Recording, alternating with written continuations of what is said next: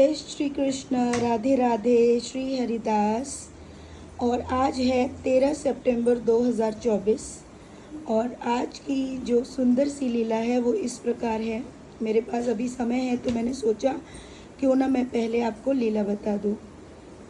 तो होता ये है कि हमारे घर पे करुआ बिहारी जी के दर्शन के लिए कुछ भक्त आने वाले हैं। तो करुआ बिहारी जी का श्रृंगार चल रहा है।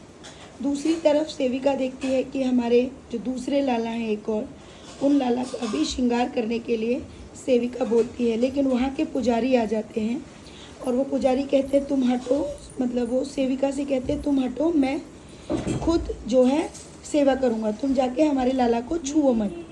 सेविका ये चीज़ देखती है और देखकर वो बोलती है कि तुम जो है अपने लाला को करो, हमारे लाला को मत करो। ये बात सुनकर सेविका कहती है ठीक है, तुम्हें जो करना है वो कर लो।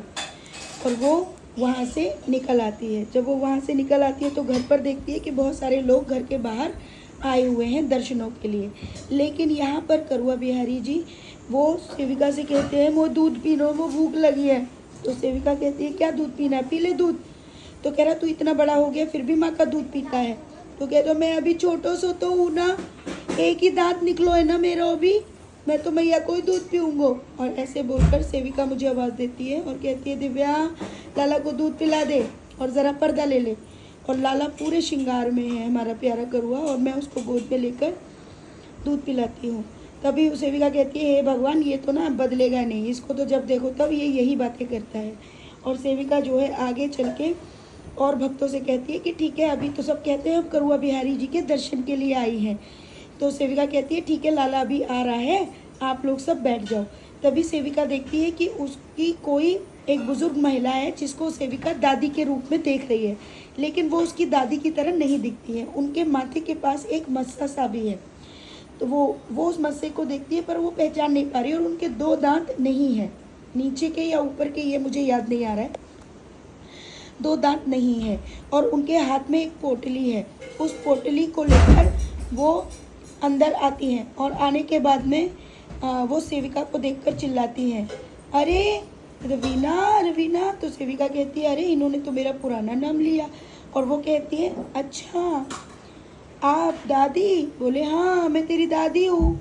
तो तभी वो बोली अच्छा दादी तू पर यहाँ कैसे आई? तूने दिव्या से तो मैंने दिव्या से तो पूछा ही नहीं, कहीं दिव्या को बुरा लग गया तो। पर सेविका सोचती है नहीं नहीं दिव्या को तो बुरा नहीं लगेगा, उसे तो बुजुर्ग लोग बहुत अच्छे लगते हैं। तो बोले ठीक है दादी आ जा। बोली मैं बहुत दिन यहाँ से गुजर रही थी तो सोचा तुझसे मिलती चली जाऊँ। तो तभी ना वो कहती है कि बोले अच्छा। तभी एक और महिला आती है और वो मतलब वो एक लड़की होती है और वो जो लड़की है वो सेविका से कहती है कि तुम्हारी जो दादी आई है ना उनकी पोटली में बहुत सारे जेवरात हैं। वो बोली अच्छा जेवरात हैं? बोले हाँ। तो वो कहती कि तू मांग ले। तो सेविका बोलती है ठीक है मैं जाके मांगती हूँ। और वो जाके बोलती है दादी तुम्हारी पोटली में क्या है? तो वो बोले कि मेरी पोटली में जेवर है सोने चांदी के। तो वो कहती है कि ठीक है एक मुझे दे दो जिसे मैं अपनी मतलब अपने करुआ को पहना दूंगी एक हार, और जब तू दोबारा आएगी तो मैं तुझे दे दूंगी। तो दादी बोली अच्छा ठीक है एक देख ले। तो वो पर्पल कलर का कुछ चांदी में वो सेट है और उसको देखती है और वो उसको ले लेती है और सोचती है कि ठीक है मैं ये जो हार है इसको दे दूंगी सुखाने के लिए। हाँ ठीक है सॉरी बीच में बोलना पड़ा क्योंकि अब घर में काम भी चल रहा है ना तो मेरे को सारे एक साथ ही मतलब बताना भी पड़ रहा है। खैर तो उसके बाद वो बोले कि ठीक है। तो देखो भूल गई बीच में है भगवान। हाँ। तो वो कहने लगती है कि ठीक है तुम ले लो इसमें से एक हार। सेविका उसमें से पर्पल कलर का चांदी का हार ले लेती है और वो करुआ को दे देती है। ये बात बोलकर तभी सेविका देखती है कि ठीक है, दादी बोलती है कि ठीक है मैं जा रही हूँ यहाँ से। तो लेकिन तभी ना दिमाग में एक चीज़ आती है। तो दादी बोली कि अच्छा ये बता कि मैं दोबारा आऊँगी तो दे देना मेरा हार। और ऐसे ही करते करते कई दिन हो जाते हैं। तो सेविका देखती कि उसकी दादी दोबारा आती है और वो कहती है अरे तूने तो मेरा हार ही नहीं दिया, तूने तो उधार लिया था मेरा हार। तो वो कहती है अरे दादी क्या करेगी? बोले अच्छा तुझे और मिल जाएगा ना। तो दादी बोलती है मुझे कैसे मिल जाएगा, अभी तो मैं बुजुर्ग हूँ, कल तो मैं मर जाऊँगी। तो सेविका कहती है कोई बात नहीं, जब तुम मर जाओगी ना तो तुम्हारे फोटो के आगे तुम्हारा हार रख दूंगी, और कह दूंगी ले लो दादी आपका हार है ये। तो बोली हे भगवान, तुम लोग तो पहले से ही प्लान करके बैठी है तू कि मैं मर जाऊंगी, हट मुझे नहीं रहना यहाँ पे, मैं तो जाती हूँ। और ये बोलकर वो दादी जो है वहाँ से चली जाती है और ये लीला यहीं पे समाप्त हो जाती है।